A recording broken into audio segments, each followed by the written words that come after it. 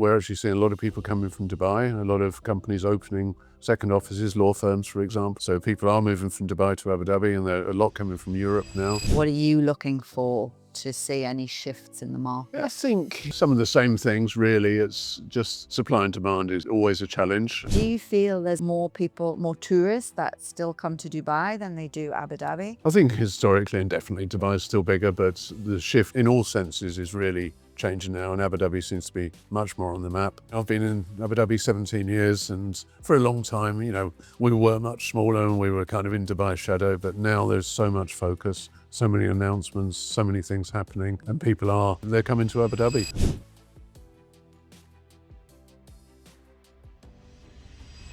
Welcome to Property Talk from Louise's Lounge. On today's episode, we have Andrew Covill, Director of Henry Wiltshire International. Welcome back, Andrew. Hi, Louise. Thanks very much. Thank you for driving all the way down from Abu Dhabi in the traffic this morning. Yeah, very busy. And it's 3 years since you were last here. Who can believe it? I know. Passed very fast. But yeah, 3 years. So tell us what has changed in the Abu Dhabi landscape since we last saw you on the episode. Yeah, I mean, it's got a lot busier, that's for sure. Really changed. There's a lot of new people coming in. Several factors, really. Just really the growth of the place in general. ADGM, which is obviously our equivalent to the DIFC, has been doing some great work, and that's bringing a lot of people. Top tier, hedge funds, investment banks, family offices, this kind of thing.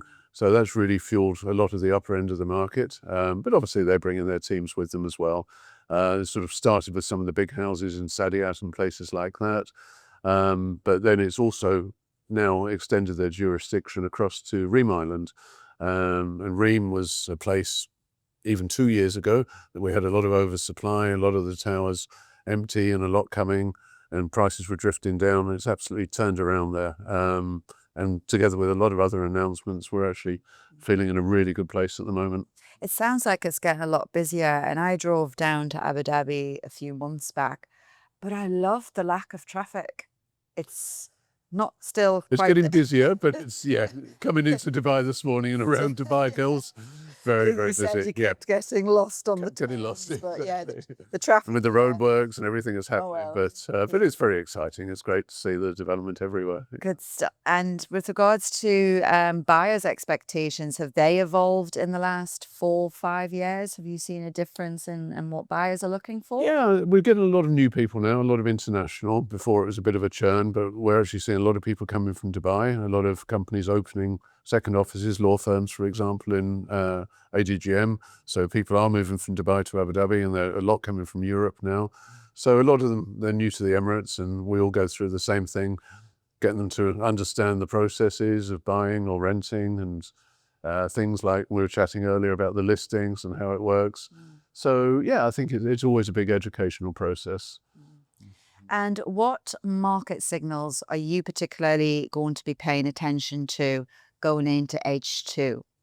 What are you looking for to see any shifts in the market? I think some of the same things, really. It's just supply and demand is always a challenge at the moment. Do you have that sort of secondary off-plan ratio? Yeah, People are for sure. I mean, off-plan's been very, very busy. So many launches, and it's been very successful. Everything's selling quickly. We have a lot of specialism in secondary. What percentage would it be between sort of off-plan? We do about 70% secondary. So a little bit higher than Dubai market. And obviously there's a lot of new companies coming in, a lot of competition in off-plan. It's great and we love it, but the secondary we've always had a niche for. But there's a real shortage of quality stock at the moment. There's quite a lot coming, a lot of new developments, a lot of handovers coming this year? Not so much this year, the next 2 to 3 years. So at the moment we've got a bit of a crunch in the villa market in particular. Yas Island, Saadiyat Island, you've had the same here for a while, I guess. Yeah, absolutely. It's the lack of the stock on the secondary market. So what do you think, is there misunderstandings or misconceptions that people still have about the Abu Dhabi market? I think they think it's a lot cheaper than Dubai. I think they think there's a lot available. Neither's true so much anymore. As we just said, you know, obviously the availability is is tight. The How does price. it compare pricing against Dubai I guess there's so prices? many different areas. It's hard to compare, isn't it? Really, but I suppose the likes of Saadiyat, 4-bedroom villa there in Saadiyat Beach Villas, one of the better communities, is currently about 12 million. It's about 5,000 square foot villa. Okay. I don't know where you draw a comparable here. Palm Jumeirah, we wouldn't get. We'd love to get a 5,000 square foot Yeah. around the But 12. literally, you've Yeah. got 2 or 3 at the moment, Yeah. and they just go out and the that's door. tight. And also, as we were chatting, obviously, people coming in, they believe there's a lot available. There's lots listed on the portals. A lot of owners are listing with multiple agents. A lot of agents are doing multiple listings. So it gives a distorted picture to people coming in. It's always a huge problem in Dubai where they had a lot of agents being able to list properties, and people looked and went, oh, there's 20. And it's actually 3 of the same. It's Yeah. the multiple listings. So that's a big thing, and that's something that's changing in Abu Dhabi. We're welcoming the news that in a month or 2 they're going to bring in a similar system to I think you have here in Dubai. Yeah, tell me about that, because So- Dubai wasn't regulated as much. So what are the Absolutely. regulations? So basically, people are being free to list whatever they want on the portals and the Be websites. false listing as well, like they can just 100%, put yeah. pictures. There's a lot of unscrupulous agents that I think we've all suffered from in the past. But it's fake, cheap prices, multiple listings, wrong pictures, everything you can imagine. So you feel for the poor consumer, especially someone coming in here. It doesn't Yeah. help you. No, really, not at that all. If you want to do a good job with the investors, it Yeah. doesn't help them feel, yeah. So as I say, it's a real process of trying to get them to understand the process and explain to them. But they are bringing in the new process similar to what you have What is here. your governing body in Abu Dhabi? It's called ADREC, which is the Abu Dhabi Real Estate Centre, part of the municipality. It was formed just about a year or 2 ago. And they've done some really good work, actually. It used to be a bit of a challenge, the transfers in municipality. But Are they following kind of RERA? yeah, I think a similar thing, but they're a lot more professional, a lot more efficient. It used to take several hours to get a transfer done. It was a bit chaotic, but they've really done some good work. But this new system, it's called Madmoon.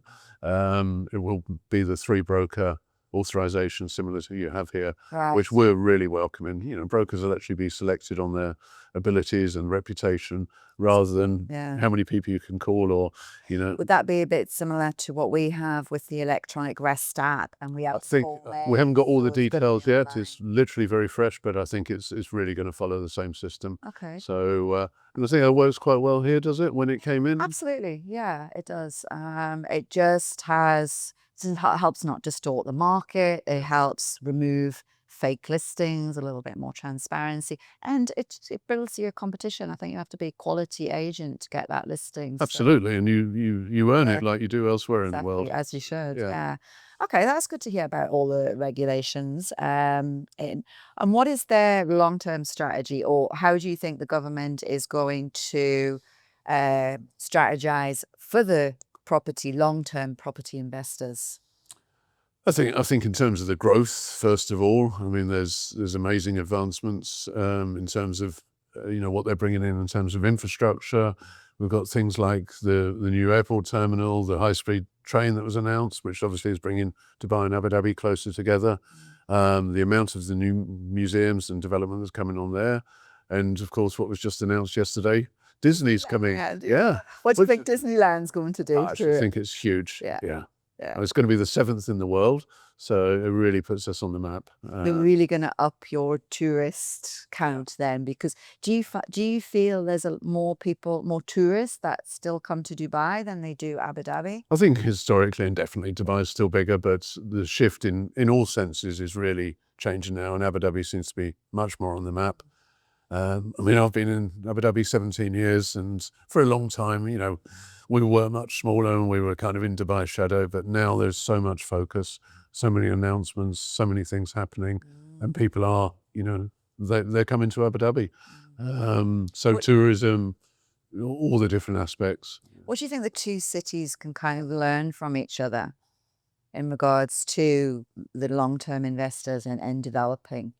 I guess it's working together. I mean, obviously there's a competition to some extent, but we are one country, and I think to bring people to the country and to get the Emirates working together, in all sectors, I just What think helps Abu Dhabi will help Dubai and vice naturally, versa. yeah, I think so. Yeah.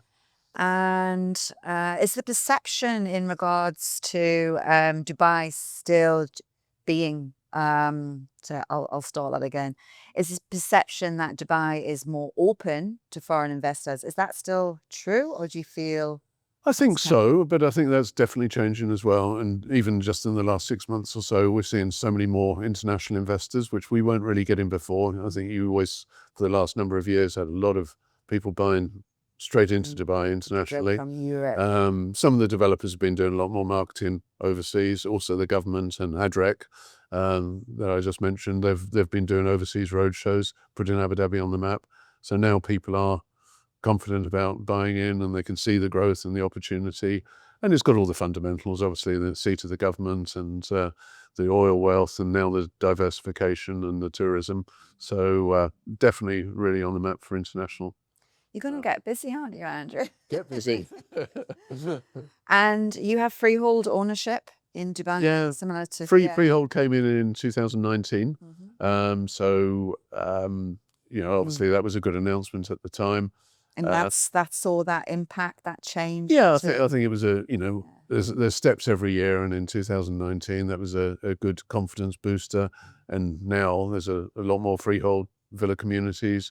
Obviously, the apartment strata title is still being finalised. I don't know. Strata title. So basically, I'm not sure where you are in Dubai, but the idea is the freehold law was passed, but I think the detail of still dividing the buildings up, so you own your share of the common areas and the land and everything else, it still hasn't been finally defined. So we call it the jointly owned property laws. Right. Yeah. And is that 100% done here? So that came out, and I'm going to have to look back at this, and they'll have to cut if I'm on the wrong year. 2009. Okay. We actually had that set up. So you buy an apartment now and you own X percentage of. Yeah, and we have a MOLIC system now in Dubai where the land department approve the service fees and also issue out the service fees. No, it's very, very transparent, but very, very regulated. Because at the end of the day, I think if people are buying an apartment, you want that value to be maintained. Of you course, want to keep your investment safe. You don't want the communal areas to become run down. It's all for consumers. It's all for investors to safeguard their investments. Yeah. So that's make sure service charges don't run out of hand as well, and stuff like that. Yeah. So who is the typical Abu Dhabi property buyer today? Well, I suppose cross section of the population for the domestic buyers. We obviously have a much higher percentage of Emiratis in the population, and consequently buyers, than I think you have in Dubai, because there's been so many expats moving into Dubai over the last number of years. Again, that's changing now. But we deal with all areas and all sectors. So yeah, I think we see that. But as I just mentioned, we're getting now an influx of international buyers. So heavily on the local population and GCC. Yeah, absolutely. But yeah, definitely shifting, and definitely a lot more international now. A lot of Europeans coming in. We're getting American buyers now, a lot of Asian. We're getting people coming from Hong Kong, Singapore. As Abu Dhabi grows, and particularly the financial district, we're seeing a lot of those clients. And then we need more international offerings and international quality. So the quality of the developments has gone up as well, which was needed from a few years ago, really. They're obviously thinking it's not just about Dubai now, and more investors are actually opening up to the opportunities to buying in Abu Dhabi, potentially for all the reasons you've actually already discussed. So let's talk a little bit about the sellers in Abu Dhabi. Is their approach a bit different, do you think? Are they typical sellers? I suppose here we have a lot of international non-resident sellers. So non-resident sellers. So I suppose that will come based upon what I'm saying. We're getting more international buyers now. So most are obviously resident, not necessarily owner occupiers. A lot of the properties we're selling, like here, I'm sure, are rented. I think in terms of the pricing, there's one of the challenges we have, as always. Do they overvalue that? Yeah, I think typically people do. And another change that's come in, a good thing, is the sales data, which again, I know you've had in Dubai open for a long time. So you have access to that? It hasn't been so open, but there's a new platform that we subscribe to, so we're able to advise our clients. It's not widely available, of the actual sales prices. Because of course a lot of people, they just look at the portals and then they add a bit and they think that's the selling price, but we have to explain, actually, that's just an advertising price. This is the real Listing data. price is always higher than Of course, the yeah. achieved price. So when we actually give them a report of what's sold and explain, this house type and these are the number of transactions, just to try and get it to a more realistic level, because people obviously come in with aspirational hopes. The buyers are at a different level, and it's closing that gap really. And all education. Must have had a hard job though to have done that before you had access to the data. Yeah. Our agents, they live on the platforms, the data platforms that we can provide valuations and market data. Yeah, no, it was a challenge for sure. So, and a lot of agents still don't use it. So we're able to really give that education to our clients and explain. See the Because value. there's no point putting it on the market if it's just going to sit there and no one's going to inquire. Absolutely. Well, that's our job as real estate agents. Absolutely. To sell the property Yeah. and get the best price, but the realistic price. And a lot of advice and education comes in before you can do that. And in regards to the investors, obviously you've talked about the European investors coming in.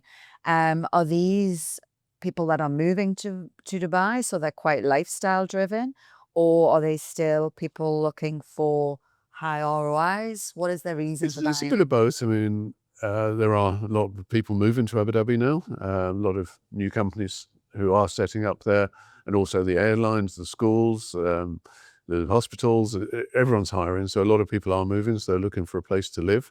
And again, that's a bit of a challenge at the moment on availability, but there are a lot of new developments coming. But also people buying in purely for investment. As we know, the yields here are very good. Talk to me about the yields between sort of Dubai. We're now saying, realistically, let's put the average at 6, 7.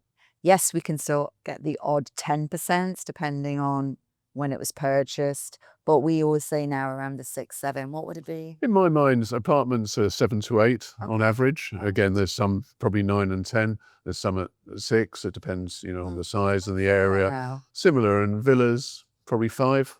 Is that similar here? Yeah, I would say that's about right. Yeah. Yeah. But obviously, it's compared to elsewhere in the world. I mean, in London, we're getting 2 or 3. And then you've got taxes and everything else. So it's people see the yields, they see the opportunity. Obviously, if you're a resident here, it's tax free. So it's a viable option. People are Looking for better returns. Yeah. And what trends are you noticing around first-time buyers or young investors? Are you seeing any trends? Are they maybe going to a certain area, a certain number of beds, price What we're points? seeing is a lot of people shifting from renting to buying, which is great, and it's something we've been pushing for a long time. Introduce them to the banks, comparing, doing marketing, showing the cost of renting versus buying. Rents have obviously gone up dramatically, which does help the yields for investors. But we're encouraging people to consider in buying. Because when I first came here, people were coming for 1 or 2 years and expecting to go back to their home country. But now I think it's quite common for people to come for 5, 10 years or even longer. So, why do you want to keep paying a rent? And also the inconvenience of, when that property gets sold, you've got to show buyers around, you've got to move. So, have the security of buying and the financial security as well. So we're definitely seeing really good shifts there. Is there a term? Because I was thinking about this with Dubai, and it used to be, at least for us, where people had stayed in Dubai a few years, 3, 4 years, then realizing we want to stay longer and then getting on the ladder. Whereas now it's people immediately moving to Dubai or within a sort of 6 months, 12 months maximum. And buying straight away. And they are buying straight away. Yeah, we're seeing that as well, which is great. Yeah. I mean, sometimes it's a challenge. They say, right, I want to buy them, arriving in 3 months, but introduce them to the banks. But, a lot of banks won't do it straight away, 3 to 6 months. But there are cases, with the relationships we have, if someone's in the same job or the same company, we can. But it's definitely in the last year, we've seen a lot of that. And people know they're going to come. They know they want to buy. And they'll come and, even some bigger villas, 10, 15 million. We've got a client this weekend. He's looking at a 15 million dirham villa in Saadiyat. He's coming over to do viewings and, And he's not even moved to Dubai not yet. even moved. Okay, Yeah. great. So- So we have the golden visas. That helps us a lot. Yeah. with these Same, investors. yeah. And Yeah. yourselves. 2 million dirhams. Yeah. Yeah, same So across the and board. that's given people, the amount of I remember when it first came out, it was only a few select people by invitation, but obviously now it's very, very common, Yeah, which is great. It's definitely helped the market, I Yeah. think, of people who want to have that remote lifestyle or maybe live in 2 different countries. What type of tenants are most active in Abu Dhabi right now? Sort of, what are the tenants? We've already talked about people moving straight into the sale, buying. I suppose, as I say, there's a lot of new people coming, and that's all sectors of society. So, we need supply in all areas and all price points. But obviously, as rents rise, that also causes dynamics. Reem Island, I mentioned, with the growth of ADGM, that's become very, very full. The prices have gone up a lot, so we're seeing people downsizing. And Just moving to further away. either moving further away or sacrificing on space and moving from a 2 to a 1 or a 3 to a 2, just because the rents have gone up. So, everything's interrelated in the market, of course. Let's talk about the rents. What controls do you have? We have obviously RERA regulations, Dubai laws, where we have to have a calculator. It's like area focused or It building is. focused, They is it just now? changed Yeah. it in January, where you go on to the Rest app and you can put in a specific tower. Because what we were finding in the marina, you could have a 1-bedroom apartment, say 80,000, but in another tower, you might have to pay 120. So it's Yeah. kind of distorting the average. So they recently introduced, you put in the building itself. Well, that's very good. And the Yeah. building's graded. So we still don't have the views, upgrades, things like that. You Whether can't it's do sea view or everything. non-sea view or whatever. But it is progressing to Well, more recently, realistic. about a year ago, maybe, they brought in a rental index. It doesn't control the rents, but it's more for just educating people when they come in. But again, it's quite broad, and it's probably even more than that. I know one example in Al Raha Beach, there's a certain code, and it brings in the sea-facing buildings, but also about 20 buildings behind, which are smaller without the views. So it's a very, very broad average. I guess it's useful when someone first comes here, but I know the same intent is there to define it down. So in terms of controls, we have a 5% rent cap. So basically, Every year you can increase it 5%. only by 5%, and Okay. they stopped. However, the law changed a couple of years ago, and the landlord can give notice now. You can give a 2 months notice prior to the expiration of the lease. The landlord can say to the tenant, Yep. I don't want to renew. Don't want to renew. Okay. So basically, the 5%, whilst it's there, you can still give notice and So the remove tenant would have to, I'm very interested because I like all the laws in Dubai and what they do. So the landlord just says, move out in 2 months, and then He's the tenant totally allowed to do can that. go So out. you can re-rent it, or you can move in yourself, or do There's whatever. no laws. See, that might be why a lot of people are moving to Abu Dhabi as well, because it's very regulated and there is that control, maximum 20%, again, depending on the valuation. Whereas Yeah. Dubai, Abu Dhabi is a lot more open. Yeah. So, and that's, it's allowing rents to, it helps the investors, of course, because it allows rents to keep up. But obviously, tenants are getting some big increases, or they're having to move regularly. Again, it brings me back to my point. It is a developing market. So if you want the security, you should look at buying. Yeah, absolutely. Okay, quite interesting. And in Dubai, being the tourism sort of side of the Emirates, the short-term rentals, how is that in Abu Dhabi, short-term? It's not half as big as it is here. I know there's a couple of operators, and it is growing, and particularly with the advent of the tourism growth that we spoke about, I think it's going to become a lot bigger. But at the moment, it's only a small percentage, really, I'd say, of the rental market. Whereas here, it's a big thing. It is isn't quite it? big. I mean, we opened our exclusive links vacation homes in 2022. Again, because of the market changes, COVID, people wanting to be here a bit more and to do the traveling. So yeah, it might be something you have to look into now that the Disneyland is Yeah, going out. absolutely. Another Disney- division of Henry Wiltshire International. And landlords, they think differently. I think we maybe touched on it a little bit there about renting in Dubai because they can just give notice and increase. So Yeah. you feel a little bit more in control as a landlord in Abu I Dhabi. think so. And as I say, it allows the rents to keep up with the prices and yields to keep up. So from a landlord's point of view, I think they're happy with that. And Does it not cause issues with the big corporate companies that have staff members that have to keep moving further out, or maybe even exiting Abu Dhabi because they can't afford to live. No, it does. In fact, we were talking to one school, so they're bringing in 50 teachers, and we were trying to find accommodation for them. They set their budgets, and what they set at 65,000 for the one bedrooms, by the time we'd come back after a couple of months, they were at 80,000. So it caused a real problem, and so the school had to then go and re-establish its budgets, and they've got to deal with this and that. So yes, it's moving very fast, and it is unsettling for these companies. Obviously, they have their budgets, and it's hard to keep up really. But maybe a 5-10 year locked-in contract might work for the big corporations to combat that. yeah. If it's an individual landlord, individual lease, then yeah, you have no control on what's going to be next year. Yeah. Okay, quite interesting. And looking at the operational differences, let's talk about our brokerages. Right. What do you think those are between Abu Dhabi, running a brokerage in Abu Dhabi, to running a brokerage? I suppose licensing is another good thing we've seen from the government. They're bringing in more licensing now. You've had RERA for many years, I guess. We've had broker licenses and exam. And we're pushing for that to become even more stringent and tougher tests and better knowledge.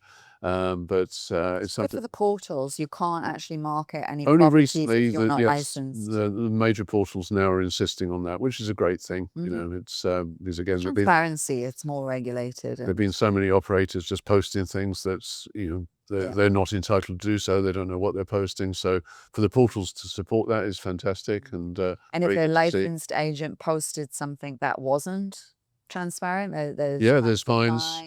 There's Posting off-plan projects that haven't been registered in Diary, which is our government system. There's big fines on the brokerages.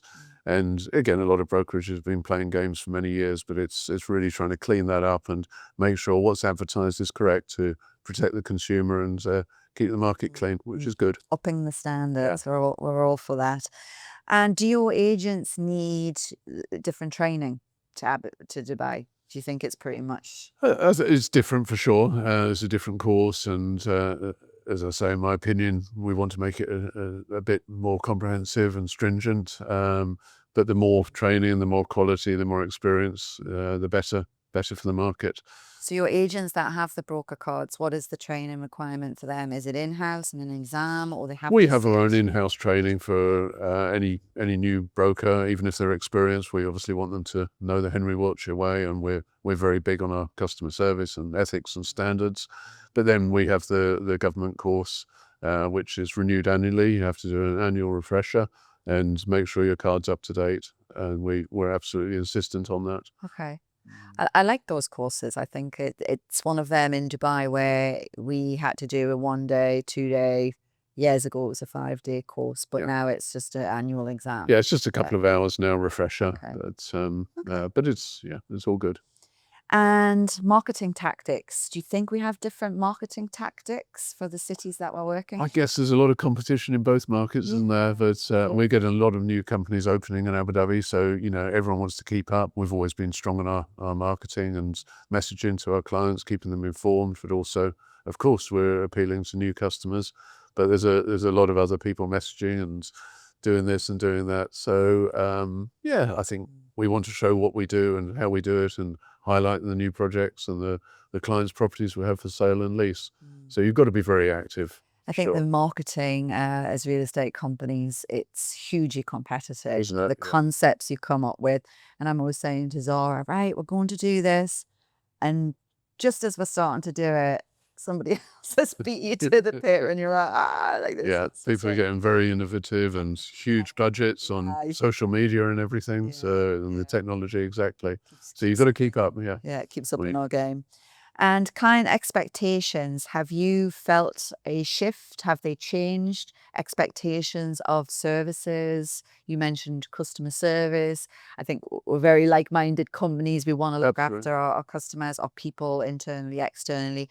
But have you seen a shift in expectations? I think really as we see more international people coming in, and they're just shocked really at the poor quality in some cases, and the false information or the lies they're told, or just the lack of knowledge. So again, it's us trying to explain, work with us. You will see multiple properties.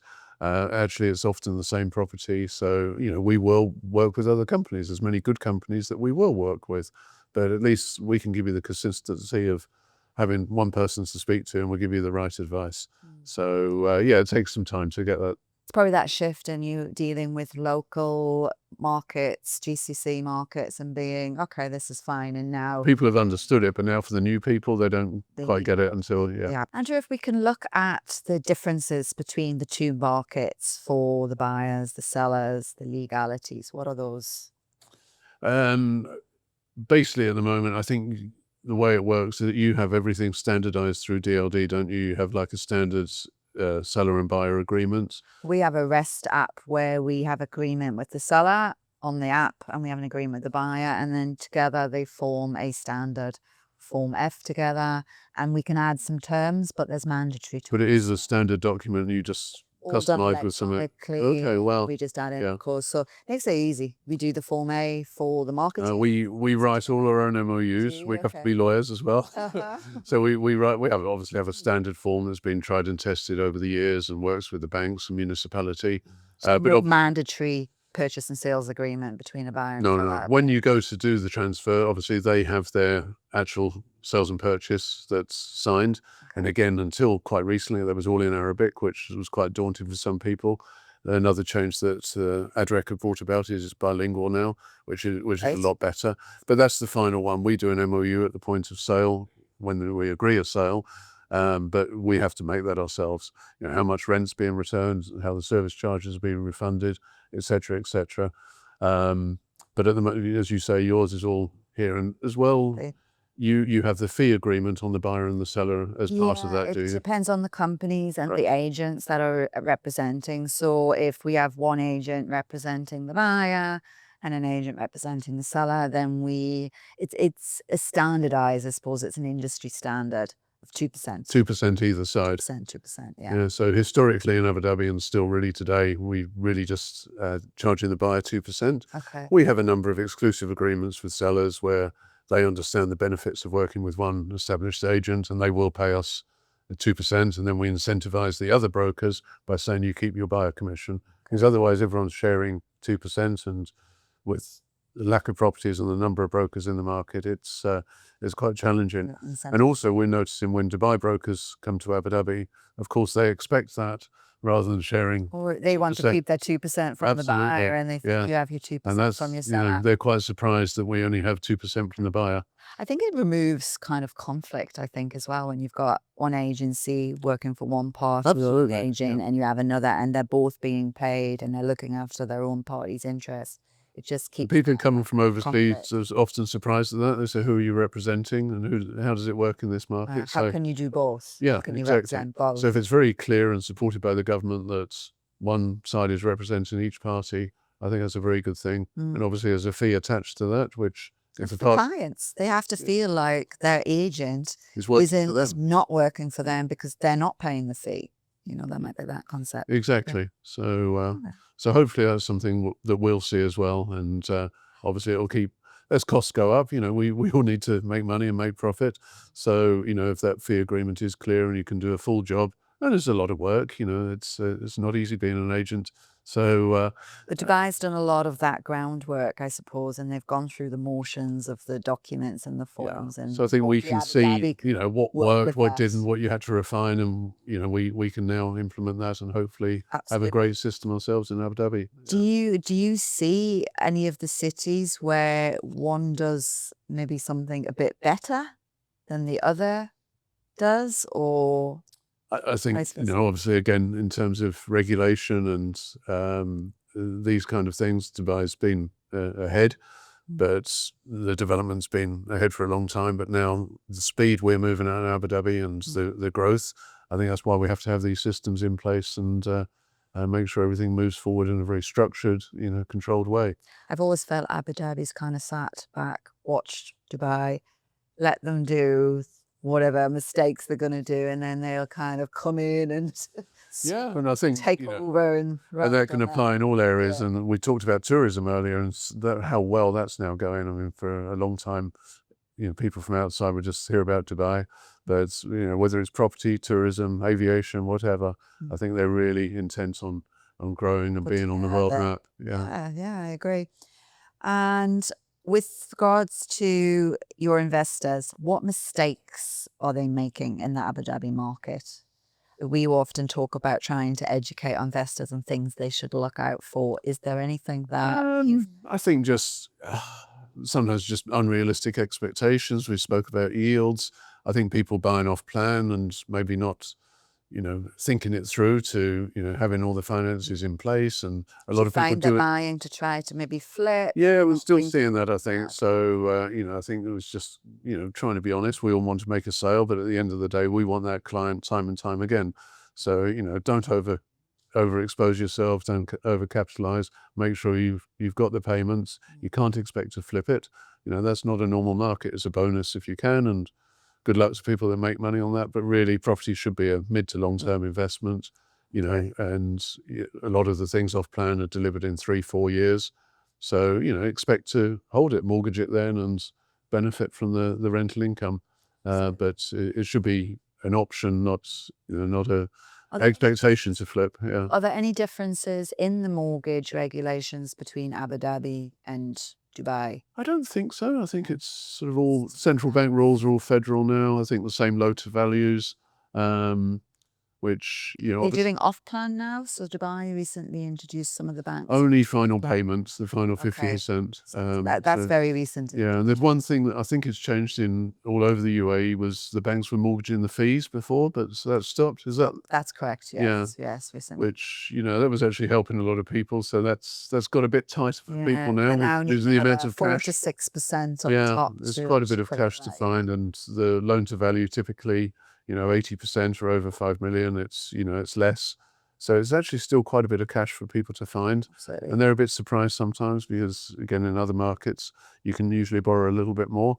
I mean, we want to be sensible, but 85-90% really That's what they expect. Yeah, they expect to. Yeah. Investors, so So they're a bit surprised when they think how much cash you actually need to put into a transaction. Yeah. Do you have a lot of Abu Dhabi developments, projects that are doing post handover plans now, or are they still? Some we're seeing, the 1% a month as well, and so we're seeing post handover in some, but probably more typically it's the 40-60, 50-50, whatever, and payment on completion. Okay, a little bit similar to us.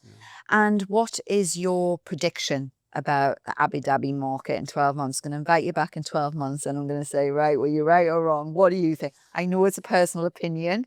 We don't have crystal balls, but what do you think is going to happen in the next? I honestly feel very, very positive about it. Now, we're not expecting prices to go through the roof, and we don't want that. We want steady growth, but really everything I've spoken about in terms of what's happening in the Emirates and the growth in many sectors of business and tourism and everything else.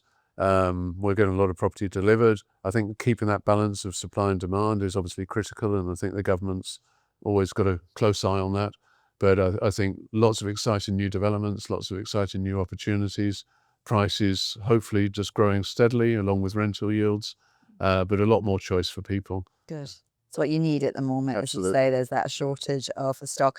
And what piece of advice would you give anybody who's thinking about investing in Abu Dhabi? What advice, apart from call Henry Wiltshire International? I was going to say call Henry Wiltshire for proper advice, because as I've touched on a few times, a lot of the advice is not comprehensive or honest. So I think call us. We've got experienced people who actually know the market. We'll give you the right advice. We're not about one sale. We want to look after that client time and time again. Rent the property, sell it for them, sell them something else. And if they call you to ask about Dubai market, we refer them to you, of course. Absolutely, and vice versa. So tell us a little bit about what your plans are for the next coming year. What are your focuses? What are your goals for Henry Wiltshire? We're always trying to find good talent, and we're not about being the biggest brokerage. I don't want hundreds of staff. We're a good, tight boutique company. But we always do very well. We cover the whole market. We have a specialism for the luxury end. So obviously we just want to make sure we have the best brokers at all time, offering the best service. So growing at a steady rate. It's Just more looking at, organic growth, isn't it? yeah, it is. Looking And after the just make customers sure, and- we've got people in each area. There's whole new areas like Hudayrat Island is a new one. It's the first on that side of Abu Dhabi. Okay. I mean, How far does that take you to get from here from Dubai to there? What's the other side of Abu Dhabi? I guess from Raha Beach, it's about 20 minutes across, but you can come across. But it's a very exciting new development. And I mean, it's not delivered for 3 years. There's a lot of the leisure coming in now, but the residential comes in around 3 years' time. So places like that previously haven't been open to all nationalities, just to have the teams there and supporting and being able to resell those properties and rent them for everybody. So we just want to make sure we're covering all areas and giving the best service. Absolutely. Is there a particular area that you feel might be a little bit underestimated or undervalued that you'd say this is where you should look at if you were an investor purely on ROI along with capital appreciation? Well, I think with the announcement about Disney, Yas Island, but I think the surrounding areas as well, Raha Beach, some of the original developments there. There's a lot of people who've automatically been going for the new shiny developments off plan, but there's places like Al Bandar, Al Manira, Al Zaina, which Aldar delivered 12, 13 years ago. They're always full, always a lot of families and others live in there, but they've got great facilities, beaches and marinas and restaurants. The original Abu Dhabi. The original, but they, Zaina, exactly, but they haven't gone up as quickly as some of the new developments off plan. So I think, the rental demands there are very good. They're lovely places to live. I just think places like that have still got, a lot of mileage in them. The potential. Yeah. Great. Is there anything else that we've missed about Abu Dhabi? I don't think so. I think we've covered a lot, and the similarities, the differences. Yeah. I think it's all growing closer together. And I mentioned the train line, and I think that's going to be amazing. And with the new airport, Maktoum Airport, I mean, what's it going to be? 8, 10 years away, but time goes fast. We're sitting back here in 8 or 10 years before you know it, talking Goodness. about the airport. But yeah, it sounds like there's a lot happening in It's bringing us closer together, I think. Yeah. particularly international investors moving into that area as well. I mean, that's just going to grow. Yeah. It's going to keep on growing. No, it's very exciting times in the UAE. Good. Oh, well. Thank you very much, Andrew. Thanks for coming back inviting me again, back. driving And, all the way down yeah. for Abu Dhabi. I And really let's- appreciate it. Let's see where we are in a year's time. We will. Good chat. Thanks, Louise. Thank you for tuning in to Property Talk from Louise's Lounge. We hope you've enjoyed today's chat. And if you have any questions about Abu Dhabi or anything else you would like to discuss or see on our episodes, please do get in touch. Thank you again and tune in soon.